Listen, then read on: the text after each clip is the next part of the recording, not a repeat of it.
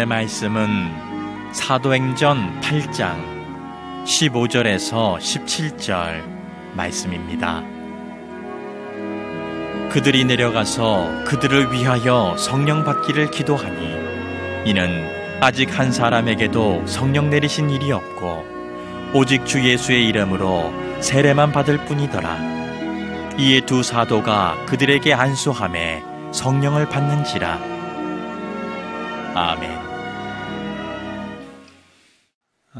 여기 아마 그런 세대들이 많이 계실 텐데 1989년에 개봉된 영화 가운데 행복은 성적순이 아니잖아요 라는 영화를 기억하십니까?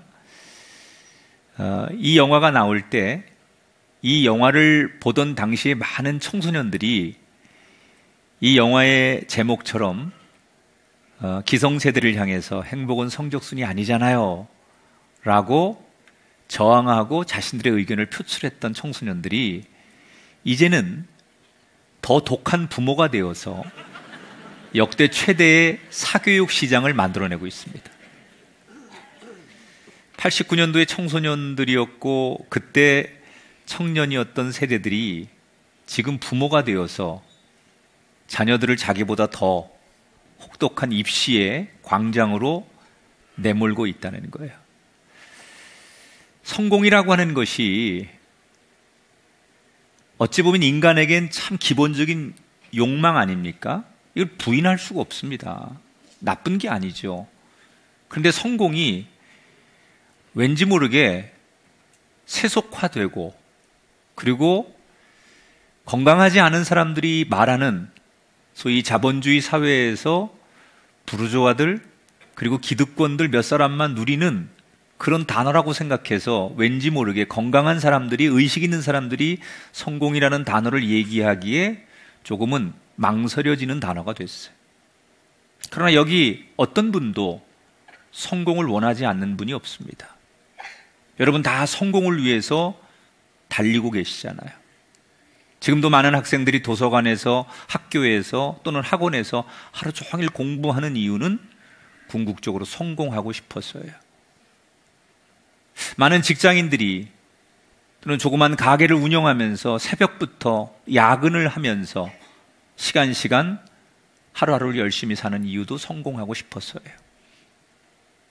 어떤 사람들은 아침부터 저녁까지 주식시장만 쳐다보면서 거기에 목을 매는 사람도 역시 성공에 목말라 있기 때문이에요. 이렇게 많은 사람들이 성공을 원하는데 정말 그 성공이 제대로 이루어지고 있는가? 성공을 위해서는 무엇도 다 할 수 있다고 말하는 우리가 성경에서 성공하려면 이렇게 하라라고 가르쳤을 때 그것도 정말 우리가 할 수 있는가? 여러분 성경에서는 성공을 꿈꾸는 인생들에게 아주 단순한 메시지 하나를 던집니다. 하나님께 기도해라. 이게 성경의 가르침이에요. 다윗과 사울을 비교하고 예수님과 유대 지도자들을 비교하면서 진정한 성공을 꿈꾸는 현대인들에게 성경은 하나님 앞에 기도해야 됨을 가르쳐 줍니다. 오늘 사도행전 8장에 보면 진짜 성공을 꿈꾸는 사람들이 뭘 기도해야 될까? 지금 사도행전 8장은 이스라엘의 그 초대교회 역사잖아요. 예루살렘 교회가 이 지구상의 최초의 교회가, 첫 번째 교회가 예루살렘 교회예요. 예수님이 십자가에 죽으시고 그 예수님을 따르던 제자들과 예수님을 따르던 성도들끼리 모여서 예수님 말씀을 매주 생각하면서 모여져서 드려진 그 교회가 예루살렘 교회고 그게 지구상의 1호 교회예요. 그런데 이 1호 교회 예루살렘 교회가 엄청나게 부흥을 해요. 그런데 우리 옛말에 호사다마라고 한쪽에서 좋은 일이 있으면 또 한쪽에서는 어려운 일이 생기잖아요. 예루살렘 교회가 막 외형적으로는 부흥을 했는데 이걸 시기하던 유대교 신자들이 기독교를 핍박하는 거예요. 같은 유대인이죠. 예루살렘 교인을 기독교인이라고 하고 다른 사람들을 유대교라고 해요. 같은 하나님을 믿지만 구약의 하나님만을 믿는 유대교, 지금 이 땅에 우리를 구원하시기 오신 예수님을 전혀 믿지 않는 사람들이 유대교, 구약 성경과 구약의 하나님만 믿는 사람이 유대인들, 그리고 이 땅에 우리를 구원하러 오신 예수 그리스도를 구원자로 받는 사람이 기독교인이에요. 같은 유대인인데 하나님을 믿으면서 예수님을 통해서 구원받는 걸 받아들이지 않는 이 유대교들과 기독교 사이에 갈등이 생깁니다. 그러나 기독교인들은 숫자가 작고 유대인들은 기득권이 있으니까 이 유대인들이 기독교를 핍박하게 됩니다. 당시에 유대교의 신진 세력이자 행동대장의 역할을 하던 아주 다코스가 하나 있었어요. 그가 사울이라고 하는 사람이에요. 이 역사 속에는 인물이 계속 교체되는 거예요. 여러분이 알던 과거에 정말 존경했고 지도자라고 생각했던 사람들이 어느덧 다 역사 속에 사라지고 새로운 지도자가 계속 등장하잖아요. 우리 이렇게 세상에 보면 인기를 얻는 사람들도 그 절대 인기는 물거품처럼 사라지고 또 새로운 스타가 또 나오고 그게 역사. 제가 늘 그러잖아요. 쓰임 받을 때 쓰임 받자. 사람들이 원할 때 쓰임 받아야지 나 영원히 쓰임 받을 거라고 생각하면 착각이에요. 나는 사라지면 하나님은 또 다른 사람을 역사 속에 또 등장시키신다니까. 그래서 나를 쓰시겠다고 하고 나를 불러주실 때 주님 나 같은 사람 불러주시니 다 달아 없어지도록 내가 쓰임받겠습니다. 그리고 쓰임받는 게 맞는 거지 나는 나중에 할게. 나 나이 좀 먹어서 쓰임받을게. 천만에. 일찍 죽어요. 당시에 유대교의 새로운 지도자로 막 사람들에게 리더십을 보였던 이 사울이라고 하는 사람, 이 사람은 유대교 신봉자인데 아주 학문이 뛰어나고 달변가예요. 머리가 좋아요. 집안도 좋아요. 로마 시민권을 가졌어요. 그런데 기독교를 핍박하는 아주 보수 유대교예요. 얼마나 이 사람이 예루살렘 교회 기독교인들을 핍박하는지 사람들이 견딜 수가 없어요. 너무너무 두려운 사람이에요. 그래서 예루살렘 교회 교인들이 견디다 못해서 할 수 없이 뿔뿔이 예루살렘을 떠나게 돼요. 너무 힘드니까. 그때 예루살렘 교회를 떠나던 사람들 가운데 그 중에 한 사람이 오늘 사도행전 8장에 등장하는데 7 집사 중에 한 사람이었던 빌립이라고 하는 사람이에요.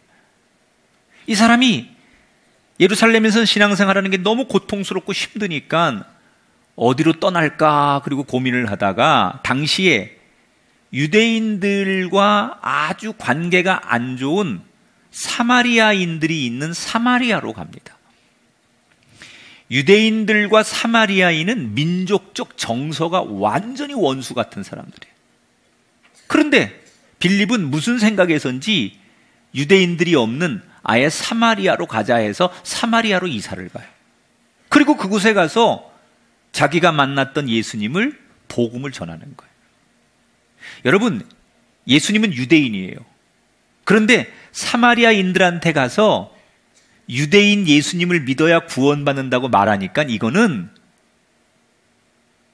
나 죽여달라는 얘기하고 똑같은 거예요. 그런데 그걸 알면서도 빌립은 사마리아 땅에 가서 사마리아인들에게 담대하게 예수님을 전합니다. 죽을 걸 각오하고. 어떻게 그렇게 할 수 있을까? 이유는 간단해요. 빌립이 예수님을 행복하게 만났기 때문에. 이 사람이 첫 경험 또는 첫 인상, 굉장히 중요한 거예요. 예수를 행복하게 만난 사람은요, 행복하게 예수를 전해요. 인격적으로 예수를 만난 사람은 인격적으로 예수를 믿어요. 그런데 그 예수님을 만나는 자체가 인격적이거나 행복하지 않게 신앙적으로 만난 분들이 있어요. 전혀 봉사하면서 신앙생활하면서 행복이라는 걸 모르고 그냥 하는 거예요. 그러니까 이런 분들은 나중에 예수를 전하고 봉사를 해도 행복하지 않아요. 성공을 위해 가는 첫걸음이 뭔지 아십니까? 여러분 행복하게 예수 만나야 돼요. 오늘 여러분 예배하면서 행복하시기 바랍니다. 여러분 봉사하시면서 행복한 봉사를 하시길 주 이름으로 축원합니다. 빌립은 자기가 예수님을 행복하게 만났기 때문에 어디를 가든지 그 예수님 얘기만 하면 행복하게 전하는 거예요. 그랬더니 어떤 일이 생기느냐? 정말 자기가 즐거워서 행복해서 전했더니 그 사마리아 땅에 무슨 일이 일어났느냐? 7절, 8절을 보겠습니다. 같이 읽습니다. 더러운 귀신들이 크게 소리를 지르며 나가고 또 많은 중풍병자와 못 걷는 사람이 나으니 그 성에 큰 기쁨이 있더라. 한 사람이 행복하니까 그 성 전체가 사람들이 변화되기 시작하는 거예요. 귀신이 떠나가고 기적이 나타나고 여러분에게 여러분 가정에 이런 일이 일어나길 바랍니다. 한 사람이 행복하면 진짜 한 사람이 예수를 인격적으로 제대로 만나 행복하면 아내나 남편이나 부모나 자녀나 모두가 행복해지는 거예요. 따라합시다. 성공으로 가는 첫걸음은 예수를 행복하게 만나는 것입니다. 아멘. 자, 그러니까 사람들이 예수를 처음 들으면서 너무 행복해지니까 예수 믿는 사람들이 많아지기 시작해요. 그리고 빌립을 따르는 거예요. 그리고 어떤 사람은 나도 예수 믿겠다고 따르면서 세례를 받는 사람도 나왔어요. 그러다 보니까 자연스럽게 사마리아 땅에 최초의 교회가 또 하나 세워졌어요. 빌립이 예루살렘 본 교회에다가 보고서를, 편지를 썼어요. 내가 이렇게 사마리아에 와서 그동안 열심히 전도했는데 교회가 생겼고 교인이 많이 부흥했습니다. 이런 선교 편지를 했더니 예루살렘에서 편지를 받아본 사도들이 찬반 논란이 생긴 거예요. 이게 가능하냐? 다른 데라면 모르겠는데 어떻게 사마리아 사람들이 예수를 믿고 사마리아에 교회가 생기고 사마리아에 어떻게 부흥이 될 수 있느냐? 이건 있을 수 없는 얘기다. 그래서 옥신각신하다가 그럼 우리가 직접 가보자. 그래서 당시에 예루살렘 교회 사도였던, 대표적인 사도였던 베드로와 요한이 선교주인 사마리아 교회를 방문하게 돼요. 근데 가보니까 웬일입니까? 편지 내용대로 교회가 있고 그 교회에 사마리아인들이 엄청나게 많이 모이는 거예요. 그래서 베드로와 요한이 너무 기뻐서 간 길에 부흥회를 열어주는 거예요, 거기서. 근데 베드로, 요한이 부흥회 하면서 전했던 메시지는 간단해요. 베드로와 요한은 예수님과 같이 있었던 예수님의 제자들이잖아요. 그러니까 자기가 경험하고 자기가 목격한, 자기가 들었던 예수님의 말씀을 그대로 전하는 거예요. 이걸 증언한다고 해요. 보고 들은 것을 그대로 말하는 사람. 여러분, 우리는 예수의 증언자들이 되길 바랍니다. 내가 만난 예수를 그대로 전할 수 있는 우리가 되기를 축복합니다. 그래서 엄청나게 부흥회를 은혜롭게 해준 다음에 마지막에 베드로와 요한이 부흥회 끝날 즈음 그 사마리아 교회 교인들에게 기도 제목을 하나 줘요. 여러분, 앞으로 내가 기도 제목 하나 드릴 테니까 이거 가지고 꼭 기도하셔야 됩니다. 그러면서 기도 제목을 하나 줘요. 그리고 그걸 가지고 기도하게 해요. 그게 어떤 기도 제목이냐? 15절 볼까요? 성령 받기를 기도하니. 두 사도가 사마리아 교인들에게 무슨 기도 제목을 줬다고요? 성령을 달라고 기도해라. 자, 여러분, 사람들이 기도할 게 얼마나 많은데 두 사도는 하필이면 성령을 구하라고 다른 기도 제목도 아니고 성령을 구하라는 기도 제목을 내놨을까? 왜 두 사도는 그 많은 기도 제목 가운데 자녀를 위해 기도해라, 나라와 민족을 위해 기도해라, 영혼들을 위해 기도해라, 뭐 기도할 게 많은데 다른 거 다 놔두고 우선순위로 성령을 달라고 기도해라 라고 기도 제목을 주었을까? 이유가 있어요. 그것은 예수님께서 살아계실 때 당부하셨던 말씀의 해답이 있어요. 요한복음 14장 26절을 볼까요? 보혜사 곧 아버지께서 내 이름으로 보내실 성령 그가 너희에게 모든 것을 가르치고 내가 너희에게 말한 모든 것을 생각나게 하리라. 자, 예수님이 이렇게 말씀하셨어요. 성령을 받아야만 그 성령을 통해서 내가 하나님의 뜻을 알게 되고 그래서 하나님의 뜻대로 이끌림을 받게 된다. 이건 여러분 지금도 불변의 법칙이에요. 이게 하나님의 뜻일까? 하나님이 정말 하나님이 원하는 방향으로 내 인생과 우리 역사를 이끌고 가는가는 누가 하는 거냐? 성령이 우리 안에 오셔서 그 성령이 우리를 이끌고 갈 때 그게 하나님의 뜻이라는 거예요. 여러분 인생을 살면서 제일 중요한 게 뭐라고 생각하세요? 돈을 버는 거 중요하고요. 명예를 얻는 것도 중요하고요.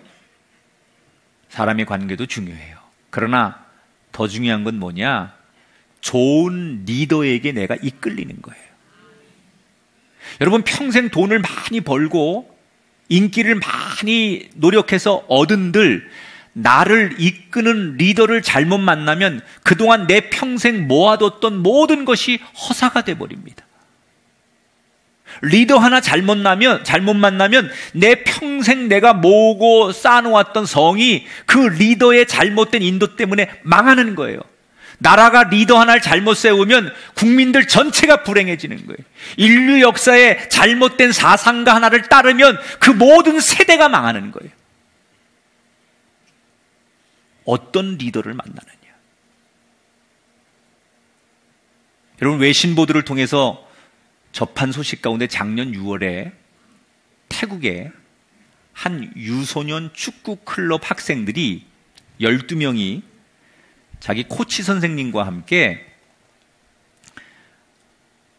축구 훈련을 마치고 태국에서 가장 긴 그 동굴에 관광을 갔다가 갑자기 폭우가 쏟아지는 바람에 그 동굴이 한 5m 정도 되는데 거기에 갇혔어요. 고립이 됐어요.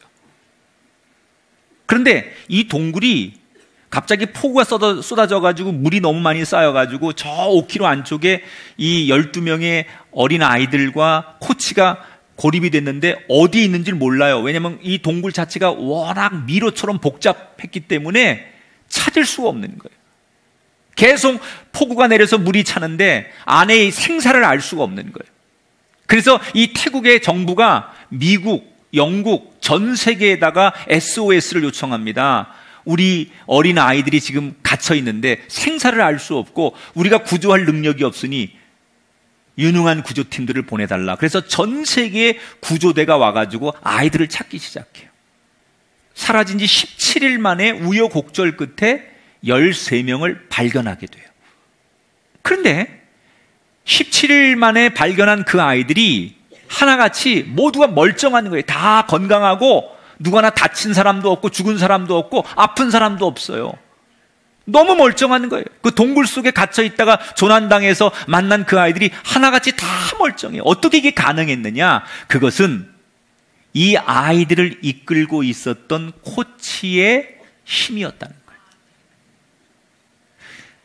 관광을 하러 갔잖아요. 그래서 각자 아이들이 간식을 조금씩 이제 그날 먹을 간식을 가방에 싸가지고 갔는데 갑자기 폭우가 쏟아져가지고 동굴 속에 고립이 되니까 이 코치가 얼른 언제 우리가 구조될지 모르니까 구조될 때까지 그 먹을 수 있는 간식을 다 모아가지고 최소한만 먹으면서 아이들에게 버티게 하는 거예요.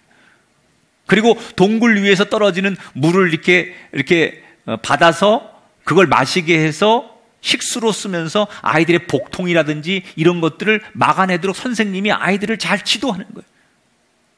그 껌껌하고 그 깊은 곳에 점점점 아이들이 기운이 빠지고 두려움과 공포에 빠질 때마다 이 코치 선생님은 아이들에게 구호를 외치게 하고 노래를 부르게 해서 아이들의 기운을 북돋아주고, 더 놀라운 사실은 이 선생님은 자기가 선생님이라는 것 때문에 17일 동안 자기는 음식을 거의 먹지 않고 혹시 음식이 떨어질지 모르니까 물만 먹으면서 아이들에게 골고루 음식을 잘 나눠서 17일을 버틸 수 있었다는 거예요.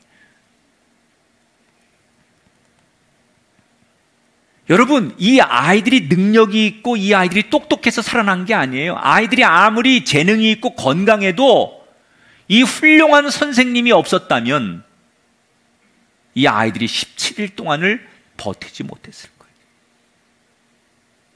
저와 여러분이 아무리 많은 돈을 가지고 있고 우리가 아무리 많은 능력과 명예를 가지고 있다 한들 좋은 리더가 나를 이끌지 못하면 우리는 결국 안타까운 인생이 되고 마는 거예요.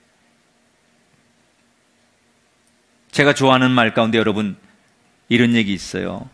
성공을 이야기할 때 빠짐없이 이야기되는 옛말이죠. 당신이 죽을 때 한 명의 진정한 스승과 10명의 진정한 친구와 그리고 100권의 좋은 책을 기억할 수 있다면 당신은 성공한 삶이다.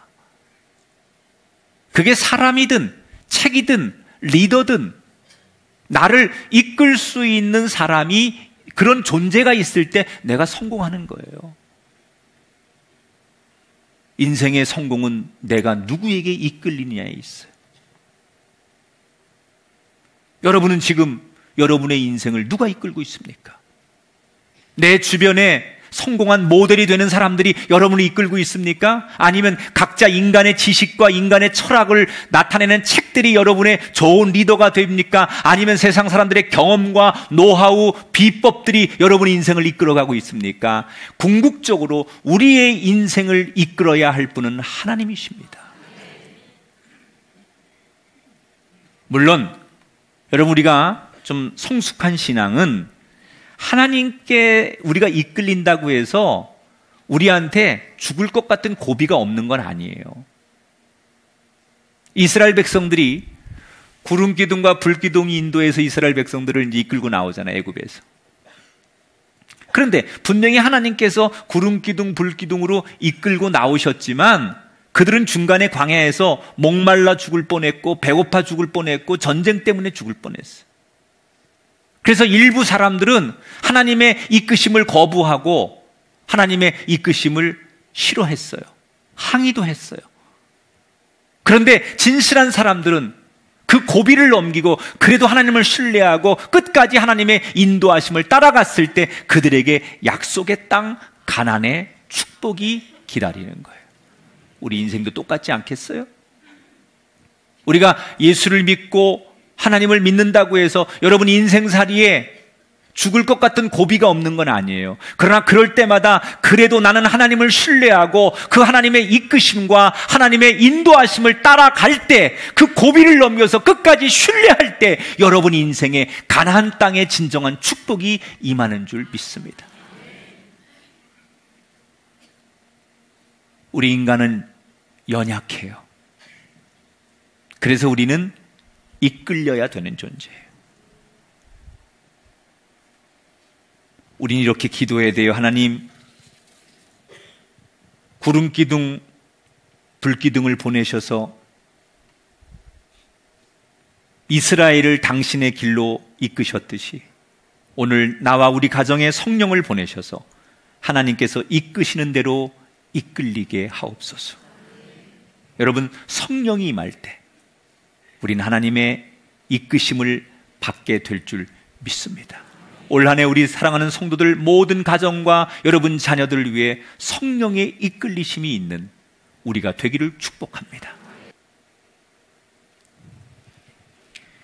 베드로와 요한이 이 이방 사마리아 교회를 보고서 너무너무 신이 나서 부흥회를 끝나고 교인들에게 일일이 안수를 해줬어요.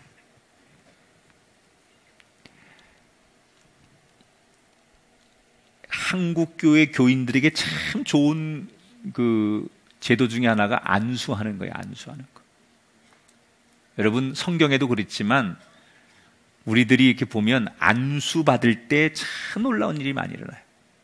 안수 받을 때 은사가 나타나고 안수 받고 고침 받고 안수 받을 때 회개의 눈물이 흐르고 안수 받을 때 하나님의 뜻을 우리가 알게 되고 그래서 하여튼간 우리가 그냥 기도할 때보다 안수기도 해줄 때 참 놀라운 능력이 많이 나타나요. 근데 이 안수기도는 성경적이거든요. 오늘 베드로와 요한이 부흥회 끝나고 성도들이 너무 원하니까 안수기도 해주는 거예요. 그러니까 안수기도를 해주는데 얼마나 강력하게 성령이 역사하는지, 막 안수하면 사람들이 방언이 터지고, 막 귀신 들린 사람들이 막 꼬꾸라지고 회개가 일어나고, 막 정말 초대교회 역사처럼 질병이 떠나가고 병자들이 고침받고, 안수기도 할 때 막 놀라운 일들이 일어나는 거예요. 그러니까 이 사마리아 교회 교인들이 눈물 콧물 범벅이 돼가지고 막 부흥회 내내 완전히 이게 그냥 사람들이 은혜의 도가니로 쫙 빠집니다. 부흥회를 그렇게 이제 은혜스럽게 마치는 거예요. 그런데 부흥회가 끝나갈 쯤에 아주 은밀하게 어떤 한 사람이 돈가방을 가지고 베드로와 요한을 아주 조심스럽게 찾아와요. 이 사람의 정체는 뭐냐? 이 사람은 당시 사마리아에서 굉장히 사람들이 다 아는 유명한 마술사였던 시몬이라고 하는 사람이에요. 이 시몬은 빌립이 사마리아에 오기 전에서부터 사마리아에서는 모르는 사람이 없을 정도로 굉장히 당대에 유명했던 마술사예요. 얼마나 유명했는지 사람들이 이 시몬이 마술을 한번 하면 저건 하나님이 하시는 거야, 이렇게 사람들이 놀랄 정도로 굉장히 신비로운 마술을 많이 했던 사람. 그래서 사람들이 감탄하고 이 시몬을 좋아하고, 그래서 시몬은 인기와 돈과 명예를 엄청나게 벌었던 성공의 롤 모델이 시몬이라는 사람이에요. 그런데 자기가 최고인 줄 알았던 이 시몬이 어느 날 예루살렘에서 자기 민족도 아닌 유대인인 빌립이 왔는데 하루아침에 자기 자리를 뺏는 거예요. 빌립이라는 사람이 와가지고 자긴 평생 훈련하고 공부하고 노력해서 이 마술이라는 아성을 쌓았는데, 빌립이라는 사람이 오더니 그저 예수 얘기 한마디만 해도 사람들이 귀신이 떠나가고 병자가 고침받으면서 이 시몬이 가졌던 능력보다 더한 능력을 나타내니까 사마리아 사람들이 외국 사람인 빌립한테 막 몰리는 걸 보면서 시몬이 충격을 받는 거예요. 나는 평생을 노력해서 여기까지 왔는데 하루아침에 자기가 평생 걸어온 것보다 더한 능력을 가지고 나타난 이 외국인 빌립이라는 사람 때문에 시몬이 충격을 받아요. 그래서 시몬이 스스로 교회 등록을 하고 세례도 받고 빌립을 따르고 교인이 되는 거예요. 그런데 어느 날 예루살렘에서 베드로와 요한이 와서 부흥회를 하는데 세상에 뛰는 놈 위에 나는 놈이 있다고. 이건 빌립하고 또 비교가 안 되네. 빌립은 겨우 7 집사 중에 하나였지만 베드로와 요한은 당시에 목사 아닙니까? 사도 아닙니까? 이 사람들이 와서 말씀을 전하고 부흥회를 하고 안수를 하는데 빌립이 가진 것보다 더한 능력이 나타나는 거예요. 그때 시몬이 너무 충격을 받아요. 이게 뭐가 있구나. 그래서 부흥회가 끝나자마자 아무도 모르게 돈다발을 가지고 은밀하게 베드로와 요한을 찾아와서 돈을 내놓으면서 제안을 하는 거예요. 뭘 제안하느냐? 당신들의 그 노하우를 나한테 파십시오. 도대체 예수 얘기만 하면서 손만 얹으면 기도만 하면 엄청난 능력들이 나타나는 그 기술이 어떤 겁니까? 내가 아무리 연구를 해도 모르겠는데 그 기술을 나한테 전수해 주시면 이 돈을 드릴 테니 그 성령이라고 하는 거 나한테 파십시오. 내가 이 돈을 얼마든지 드릴 테니까 성령을 나한테 파십시오. 그러면서 거래를 요구하는 거예요. 지금 시몬이 성령을 돈으로 살려고 하는 거예요. 그러니까 지금까지 이 시몬은 교회 다니는 목적이 그 능력을 사고 싶었던 거예요. 정말 예수님을 제대로 믿으려고 했던 게 아니라 믿는 척 했던 거예요. 그래서 빌립을 따르는 척 했던 거예요. 궁극적인 목적은 세상적인 야망, 성공, 능력을 얻고 싶어서 더 큰 능력을 가져서 내가 가지고 있는 그 과거의 마술이라고 하는 능력보다 더 큰 능력을 가져서 더 큰 돈을 벌고 싶어서 성공하고 싶어서 그는 교회를 다니는 척했던 거예요. 그래서 들통난 거예요. 베드로와 요한에게 거래를 요구하는 거예요. 이때 베드로와 요한이 분노하지요. 그리고 이 시몬을 저주합니다. 저는 베드로와 요한의 심정을 이해해요. 왜 시몬 앞에 그 문제 이렇게 저주하고 발끈했을까? 그것은 자기들이 예수님을 모시고 있으면서 자기의 동료였던 가룟 유다가 돈 몇 푼에 예수님을 팔아 넘기는 걸 봤잖아요.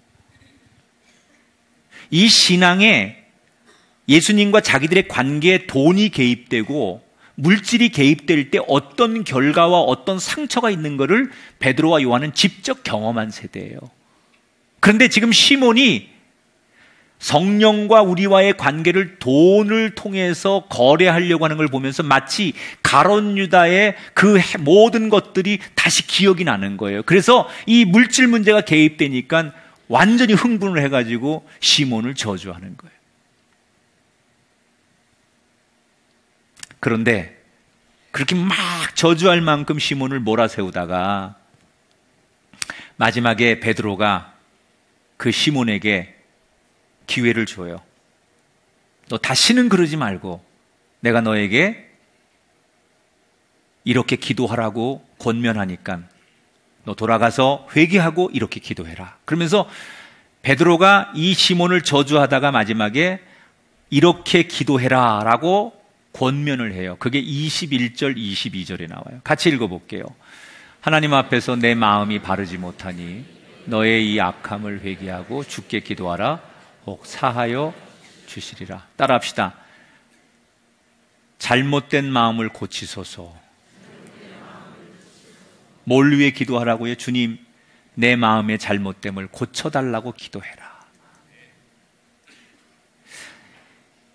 이 베드로가 시몬에게 이렇게 기도하라고 마지막 권면한 것은 하나님께서 베드로를 통해서 시몬에게 다시 한번 기회를 주시는 거예요. 비록 베드로와 요한과 하나님을 이용해서 돈벌이 하려고 했던 그 시몬이 괘씸하기는 했지만 그래도 하나님께서 마지막 한 번 더 이 시몬에게 돌이켜 회개하고 다시 일어설 수 있도록 기회를 주신 거예요. 그러면서 뭐라고 기도하라고 하느냐? 내 마음을 고쳐주소서. 시몬이 이 베드로의 권면을 받아들였을까요? 안 받아들였을까요? 성경에 보면 안 나와요. 시몬이 그 다음에 너 네 마음을 고쳐서 다시 회개하고 올바로 살아라 이 말을 받아들였는지 안 받아들였는지는 성경에 안 나와요.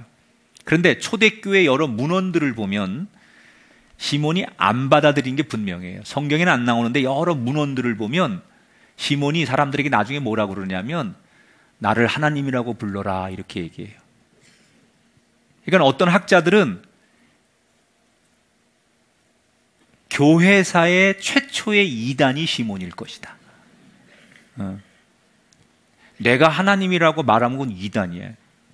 야, 하나님을 믿느니 나를 믿지. 이거는 이단의 왕이야. 괴수야, 괴수. 어떻게 우리가 하나님이 돼요? 어떻게?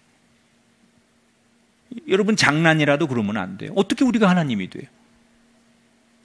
우리는 피조물이에요. 신에 의해서 만들어지는 존재들이지 어떻게 인간이 어떻게 신의 영역을 하나님의 영역을 야 하나님을 믿느니 나를 믿지 이것처럼 망발과 이것처럼 저주와 이것처럼 여러분 인간이 무식한 게 없는 거예요.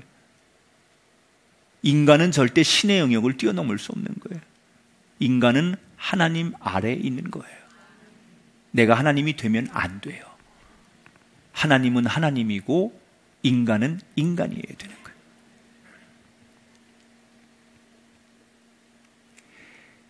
여러분 우리에게 이 두 번째 기도 제목을 기억해야 돼요. 성공하려면 우리의 마음이 중요한 거예요. 뭘 기도해야 되느냐? 하나님 돈을 주세요라고 기도하는 게 중요하지 않아요.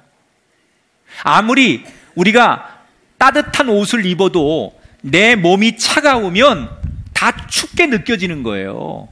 그런데 아무리 적게 입어도 내 몸이 따뜻하면 추운 날씨도 이길 수 있는 거예요. 우리가 돈이 아무리 많은들, 우리가 아무리 인기와 세상에서 남들이 부러워하는 자리를 얻었던들, 내 마음이 잘못되면 그 인생은 삐뚤어지는 거예요. 그래서 솔로몬은 잠언에서 이렇게 말하잖아요. 모든 지킬 만한 것 중에 더욱더 내 마음을 지켜라. 생명의 근원이 이에서 남이니라. 우리가 외적으로 성공하는 것도 중요하지만 정말 진짜 성공은 내 마음을 지키는 거예요. 우리가 성공을 향해 가다가 어떤 사람은 분노가 생기고 열등감이 생기고 또 어떤 사람은 우월감이 생겨서 잘못된 마음을 가지고 가면 그 잘못된 마음으로 돈이 생긴들, 그 삐뚤어진 마음으로 명예가 생긴들, 그 삐뚤어진 마음으로 세상 것을 얻은들 행복할 수 있겠냐는 거예요. 단 하루를 살아도 마음에 기쁨이 있고 단 1,000원을 써도 내 마음이 행복해야 그게 천국 아니겠어요? 그게 성공이겠죠. 진짜 성공은 내 마음을 지키는 거예요. 오늘 베드로와 요한이 사마리아 교회에 가서 부흥회를 하면서 주었던 이 2개의 기도 제목이 오늘 성공을 이야기하는 현대인들에게 주시는 하나님의 메시지예요. 따라합시다. 성령이여 날 이끄소서. 따라하세요. 잘못된 내 마음도 고치소서. 이걸 기도하세요. 이게 성공이에요.